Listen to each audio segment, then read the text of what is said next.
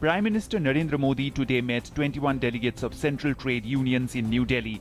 Before meeting the Prime Minister, representatives of central trade unions met members of interministerial panel comprising Finance Minister Arun Jaitley and other union ministers. Differences persisted over contentious issues of contract labour and minimum wages. Ahead of Parliament's monsoon session, Prime Minister Narendra Modi met senior party leaders to discuss the strategy for the upcoming session. Senior ministers Rajnath Singh, Sushma Swaraj, Manohar Parrikar as well as BJP President Amit Shah attended the party core group meeting. Prime Minister Narendra Modi has also convened a meeting of all NDA partners on Monday.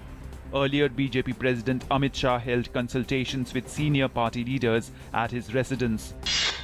Defence Minister Manohar Parrikar and Goa Chief Minister Lakshmikant Parsekar sought a CBI probe into the alleged bribery case involving a US firm to win a contract for a water development scheme in the state when the Congress government was in power.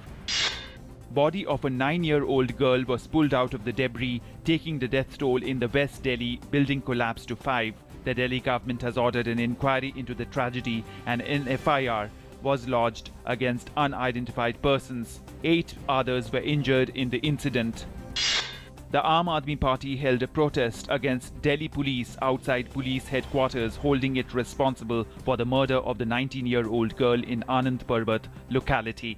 Meanwhile, in the wake of the gruesome murder, Chief Minister Arvind Kejriwal has asked the Delhi Police Commissioner B.S. Bassi to meet him on Monday to discuss law and order situation in the national capital. The Jammu-Srinagar National Highway was restored today, which was closed due to landslides triggered by heavy rain. A batch of 1,514 pilgrims today left for the cave shrine of Amarnath in South Kashmir, Himalayas, amid tight security. India and Russia have initiated steps to remove hindrances and boost commerce by signing an agreement in the area of customs and moving to liberalize business visas. In defense, India, in collaboration with Russia, will manufacture 200 helicopters in the country. The deal is likely to be the first defense project under the Make in India initiative. Navy Chief Admiral R.K. Dhawan will visit Singapore and Thailand from 20th to 25th July. The visits are aimed at further consolidating the Navy-to-Navy cooperation and explore future avenues in further strengthening the relationship in accordance with India's Act East policy. As part of efforts to boost road infrastructure for faster connectivity, the centre is planning to start work on 10 world-class express highways. Road Transport and Highways Minister Nitin Gadkari said the work on these projects will start soon and will not only reduce travel time but also propel the country's economic growth. Indian Railways has decided to increase the maximum permissible number of berths in express trains from 24 to 26 in order to deal with increasing passenger rush. The expansion will be carried out in about 5 trains running on different routes, though no decision has been taken yet on which all trains will undergo the augmentation. The Income Tax Department has launched an ambitious drive to bring under its net 1 crore new taxpayers in the current fiscal.